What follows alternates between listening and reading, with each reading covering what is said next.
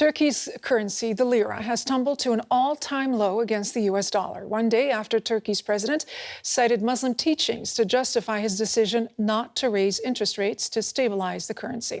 While the weak lira is driving prices ever higher, many people in Turkey are struggling to buy food and other essentials. The steep devaluation also has seen foreign visitors, mostly from Greece and Bulgaria, crossing into Turkey to take advantage of their newfound purchasing power.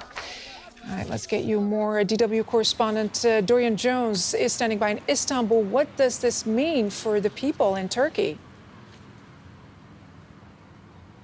Well, it means suffering. Turkish people are facing a tsunami of price increases. Today saw petrol prices going up.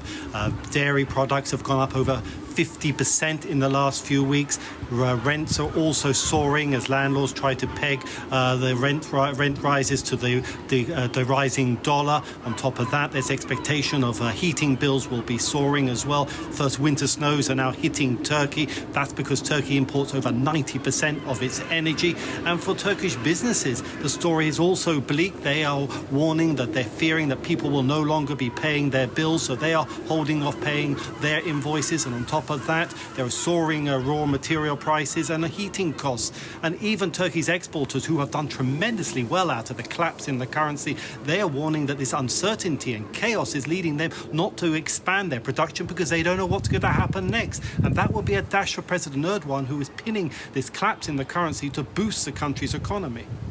Well, talk to us a little bit about there in terms of his popularity. How do people view President Erdogan's role in the lira crisis?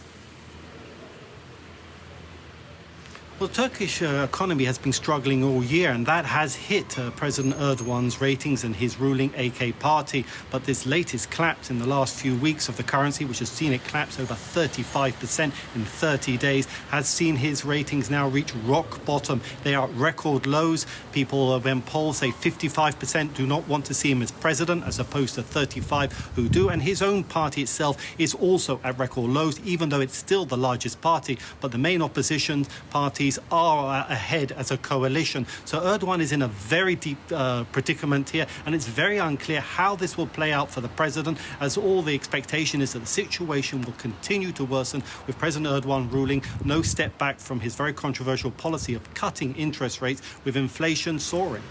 So if the president continues to dig in, what option does President Erdogan have to stabilize the currency?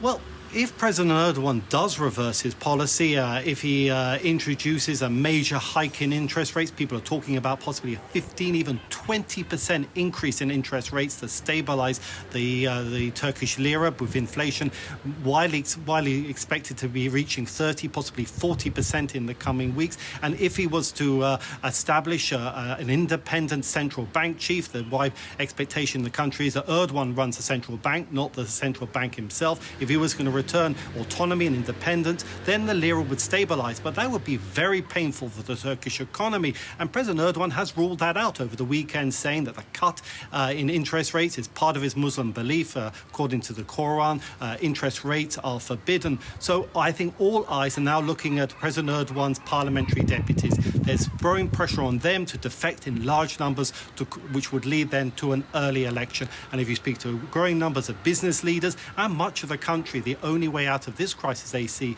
is an early election. DW correspondent Dorian Jones reporting from Istanbul. He's been talking to us about the dramatic devaluation of the lira. Thank you.